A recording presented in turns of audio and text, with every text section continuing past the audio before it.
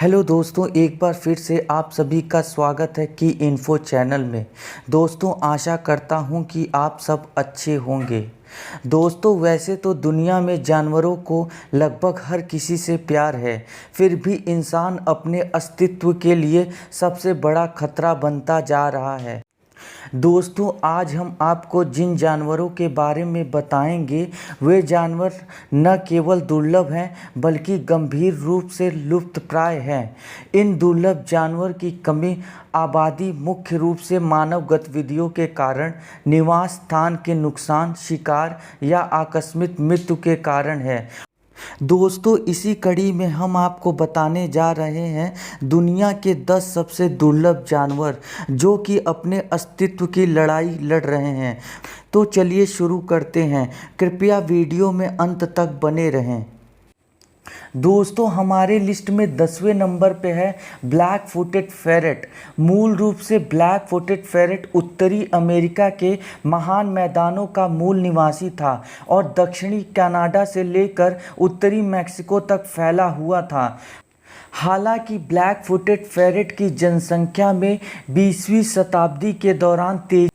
दोस्तों, वहीं हमारे लिस्ट में 9वें नंबर पे है एडेक्स। एडेक्स को सफ़ेद मृग भी कहा जाता है। सहारा रेगिस्तान के अपने जंगली आवास में विलुप्त होने के कगार पे हैं ये।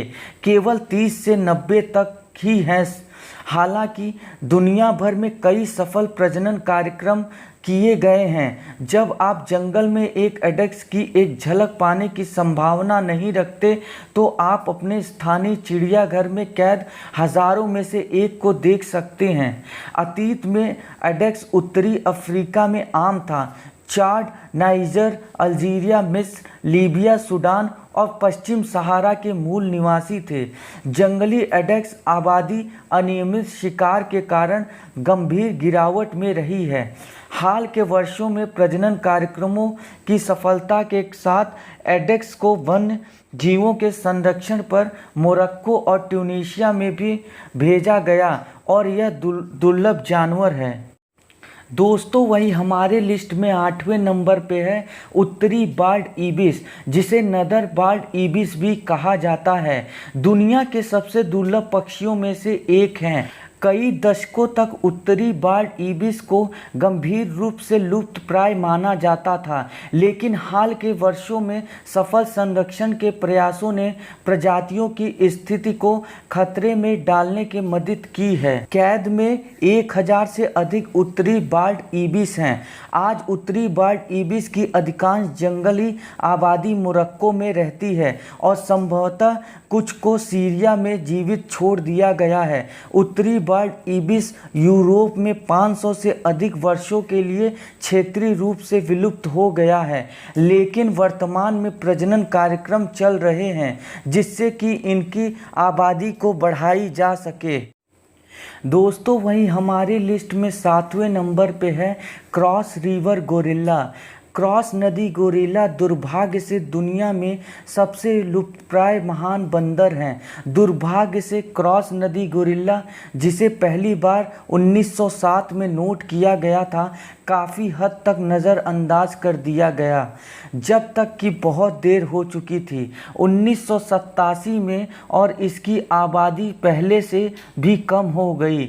आज यह अनुमान लगाया जाता है कि जंगल में 250 से कम क्रॉस नदी गोरिल्ला हैं और केवल एक कैद में जाना जाता है। क्रॉस नदी गोरिल्ला के अस्तित्व के लिए सबसे बड़ा खतरा मानव गतिविधियों के कारण निवास नुकसान है। इसके अलावा क्रॉस नदी गोरिल्ला को स्थानीय लोगों द्वारा शिकार करने की धमकी दी जाती है। शिकार के कारण क्रॉस नदी गोरिल्ला मनुष्यों से बहुत डरते हैं और बहुत ही कम देखे जाते हैं। दोस्तों, वहीं हमारे लिस्ट में 6ठे नंबर पे है साओला। दोस्तों, कोई भी साओला जितना रहस्यमय नहीं है जिसे संयुक्त राष्ट्र यूनान करार दिया गया है। साओला के बारे में इतना कम ज्ञात है कि मायावी जानवर की वर्तमान जनसंख्या पर कोई वास्तविक डेटा नहीं है, क्योंकि साओला के केवल कुछ ही समय में जंगल में देखा गया, क्योंकि इसके अवशेष पहली बार 1992 में खोजे गए थे। जनसंख्या का अनुमान है कि बेतहाशा विभिन्नता 25 व्यक्तियों से लेकर 750 तक हो सकती है। हालांकि शोधकर्ता का मानना है कि साओला की आबादी बहुत कम है और सबसे अधिक संभावना 250 से भी कम है। दोस्तों, शोधकर्ताओं ने कुछ समय में साओला को कैद में रखने की कोशिश की, लेकिन इसमें से प्रत्येक बंदी साओला की मृत्यु हो गई। इससे संरक्षणवादियों का मानना है कि साओला कैद में नहीं बच सकते और इस तरह एक प्रजनन कार्यक्रम स्थापित नहीं किया जा सकता। दोस्तों, हमारे लिस्ट में चौथे नंबर पे है फिलीपीन क्रोकोडाइल। फिलीपीन मगरमच्छ को दुनिया में सबसे अधिक खतरा वाला मगरमच्छ प्रजाति माना जाता है। दोस्तों, फिलीपीन मगरमच्छ पूरे द्वीप राष्ट्र में पाया गया है, लेकिन वर्तमान में केवल दलुपिरी, लुजोन, अभिमंडाओ के द्वीपों पर छोटे खंडित आवासों में पाया गया। फिलीपीन मगरमच्छ की आबादी शिकार और आवास निवास से गंभीर रूप से प्रभावित हुई है। फिलीपीन मगरमच्छ को चोट पहुंचाने वाली एक और बात है जनता की धारणा। स्थानीय आबादी द्वारा मगरमच्छों को मानव हत्यारे खाने वाले के रूप में चिन्हित किया गया है और इस नकारात्मक दृष्टिकोण के लिए उन्हें मार दिया गया है। हालांकि हाल के वर्षों में संरक्षणवादी सार्वजनिक धारणा को बदलने के लिए काम कर रहे हैं। दोस्तों, वहीं हमारे लिस्ट में तीसरे नंबर पे है सुमित्रन राइनो या एशियाई 2 सींग वाले राइनो को उसके बालों के बनावट से पहचाना जा सकता है। वह गैंडों के बीच में हुई 5 प्रजातियों में से दुर्लभ हैं। वैज्ञानिकों का अनुमान है कि जंगल में 100 से कम सुमात्रा गैंडे हैं। कुछ के कहने पर 30 जंगली सुमित्रन गैंडों को छोड़ दिया गया है। यह माना जाता है कि पिछले 9000 वर्षों में सुमित्रन गैंडे काफ़ी कमज़ोर प्रजाति रहे हैं। जब उनके प्राकृतिक आवास में जलवायु परिवर्तन हुआ था, तब से सुमित्रन गैंडों को वापस उछालने और आज भी अधिक खतरों का सामना करने में विफल रहे हैं। जबकि कैद में सुमित्रन गैंडों के प्रजनन के साथ कुछ सफलता मिली है। सामान्य तौर पर उनके पास अपने प्राकृतिक परिस्थिति के तंत्र के बाहर जीवित रहने में कठिन समय होता है। वर्तमान में अभी भी कुछ बंदी सुमित्रन गैंडे दुर्लभ जानवर बने हुए हैं। दोस्तों, वहीं हमारे लिस्ट में दूसरे नंबर पे है साउथ चाइना टाइगर, दक्षिण चीन टाइगर, जिसे अमाय बाघ, दक्षिण चीनी और जियामी बाघ के रूप में भी जाना जाता है। दुर्भाग्य से दुनिया में सबसे खतरनाक और कमज़ोर बाघ प्रजाति है। वैज्ञानिकों ने घोषणा की है कि दक्षिण चीन टाइगर कार्यक्रम रूप से जंगल में विलुप्त हैं और 25 से अधिक वर्षों में कैद से बाहर नहीं देखे गए, जबकि कोई जंगल दक्षिण चीन टाइगर नहीं बचा है।